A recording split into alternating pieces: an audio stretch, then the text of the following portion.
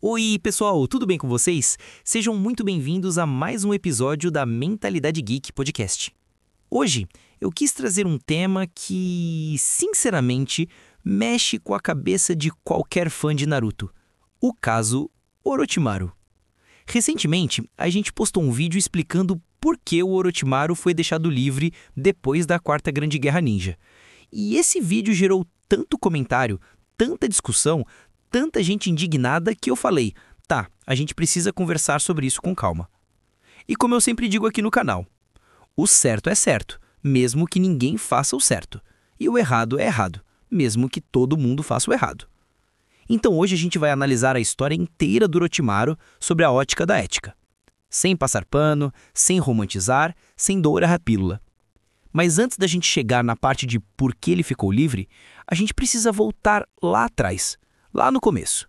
Porque, cara, quando você junta tudo que esse homem fez, fica impossível olhar para a história dele e simplesmente aceitar que ele está por aí, de boa, fazendo pesquisa no próprio laboratório, sendo monitorado só de longe, como se fosse um cientista excêntrico e nada mais. Então, vamos por partes. Vamos enumerar, com calma, todos os crimes, todas as atrocidades, todas as violações éticas, morais e humanas cometidas pelo Orochimaru desde o Naruto clássico até o final do Shippuden. E olha, se prepara porque é muita coisa. Primeiro, a infância e o início da obsessão. Ali já começa algo bem sombrio. Orochimaru sempre teve fascinação pela morte, pelo ciclo da vida, pelo sofrimento humano, até que ele descobriu a pele da cobra e aquilo virou uma metáfora da imortalidade. Daí pra frente, amigo, as coisas só desceram a ladeira abaixo. Orochimaru começou a fazer experimentos com civis da própria Konoha, capturando moradores, ninjas de baixo escalão, prisioneiros, órfãos, tudo na tentativa de criar corpos perfeitos para lhe transplantar a própria alma. E aí você já vê o nível do sujeito. Não era pesquisa médica, não era ciência, era mutilação, tortura, abuso, homicídio, tudo escondido dentro da própria vila. Segundo, os experimentos ilegais que geraram o Yamato. Orochimaru usou células do Hashirama sem autorização. A única que sobreviveu foi o Yamato. Os outros viraram estatística. E ninguém nunca falou sobre isso. Terceiro, o caso do Jinchuriki da Três Caudas. E aqui, galera, a coisa é ainda mais sinistra do que parece. Orochimaru sequestrou crianças do País da Água para tentar controlar o Izobo, o Três Caudas. Entre essas crianças estava o Yukimaru, um menino frágil, traumatizado e totalmente vulnerável. Ele foi usado, manipulado, drogado e emocionalmente quebrado, apenas porque possuía uma habilidade rara de influenciar a besta. O Yukimaru não teve infância, não teve escolha, não teve ninguém. E para manter o Yukimaru sob controle, Orochimaru usou a Guren, que muitos pensam ser apenas uma vilã, mas que também era vítima dele. Ela era emocionalmente dependente do Orochimaru, e ele explorou isso fazendo com que ela cuidasse, manipulasse e controlasse o menino. E além disso, a Guren administrava uma prisão subterrânea, Um laboratório vivo, cheio de cobaias humanas. Lá ficavam seus soldados, Rinji, Kijiri, Nurari, Gozu e Kyoho. Todos foram modificados, condicionados, torturados e treinados como armas descartáveis. Era uma fábrica de vítimas. Era um campo de concentração disfarçado de equipe especial do Orochimaru. Quarto, ele desertou a própria vila. Quando Hiruzen Sarutobi descobriu os experimentos, Orochimaru fugiu de Konoha e passou anos organizando raids de sequestro, laboratórios clandestinos e bases secretas em outros países. Simples assim. Quinto, ele criou o quartel da Vila do Som, onde continuou seus experimentos usando civis, órfãos, fugitivos e membros vulneráveis de outras vilas. Tudo isso para tentar alcançar a imortalidade e coletar Kekkei Genkai como brinquedo. E aqui entra outra informação extremamente pesada. A Vila do Som não era uma vila ninja convencional, era um laboratório humano gigante.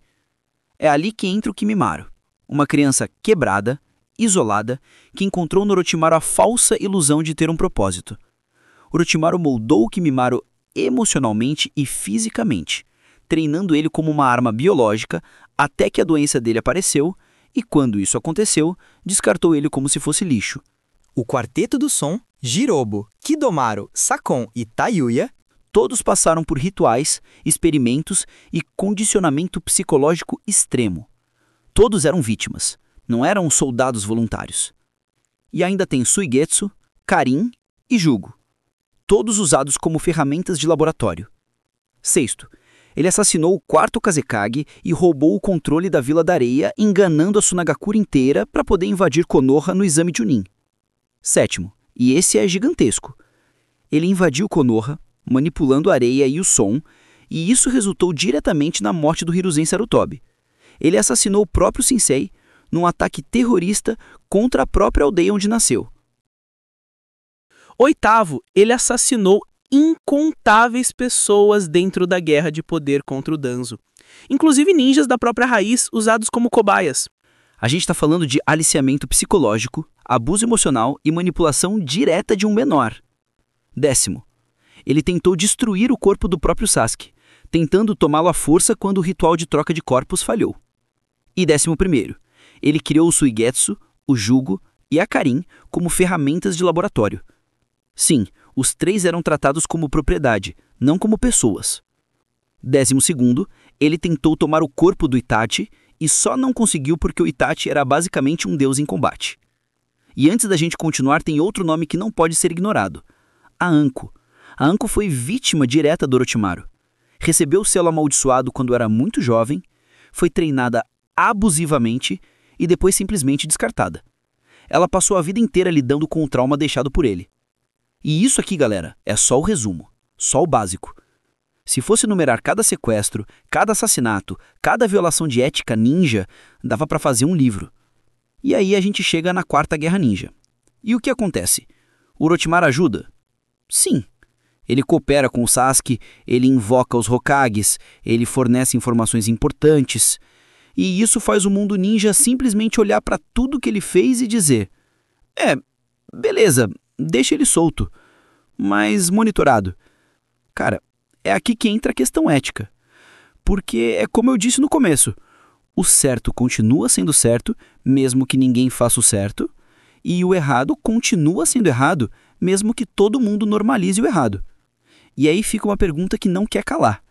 Será que meia dúzia de boas ações de última hora apaga décadas de crimes, torturas e assassinatos?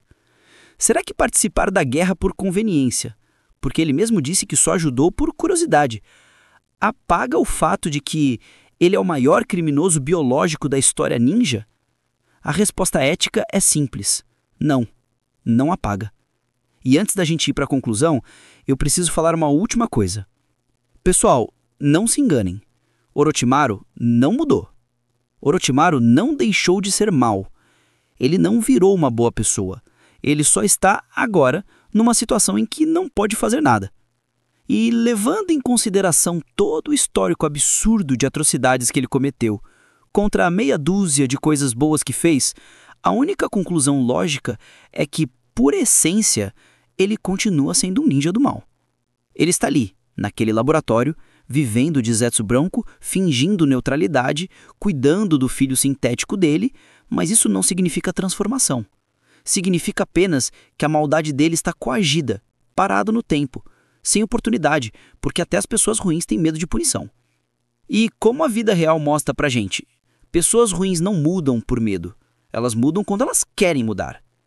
E quando uma pessoa ruim se regenera apenas por conveniência, basta surgir a primeira brecha, a primeira chance sem consequências, para ela voltar exatamente o que sempre foi. Então, sinceramente, não se iludam achando que Orochimaru virou do bem. Ele não virou, ele só está impedido de agir como antes. E eu tenho certeza que se surgir uma oportunidade perfeita, onde ele possa voltar aos velhos planos sem punição, ele volta, sem pensar duas vezes. E cara, imagina se o Kishimoto explorasse isso. Imagina um spin-off sombrio, ou até Boruto trazendo o Orochimaru verdadeiro de volta, aquela criatura assustadora que ele era no Naruto clássico. Isso daria um peso dramático gigantesco para a obra, e sinceramente, faria Boruto ficar muito mais interessante. Valeu por ficar comigo até aqui. Eu sou o Ed e esse foi mais um episódio da Mentalidade Geek Podcast. Se você gostou desse vídeo, deixe o seu like, se inscreve no canal e compartilha com alguém que também questiona a moralidade do mundo ninja. Cuida bem da tua energia e a gente se vê no próximo vídeo.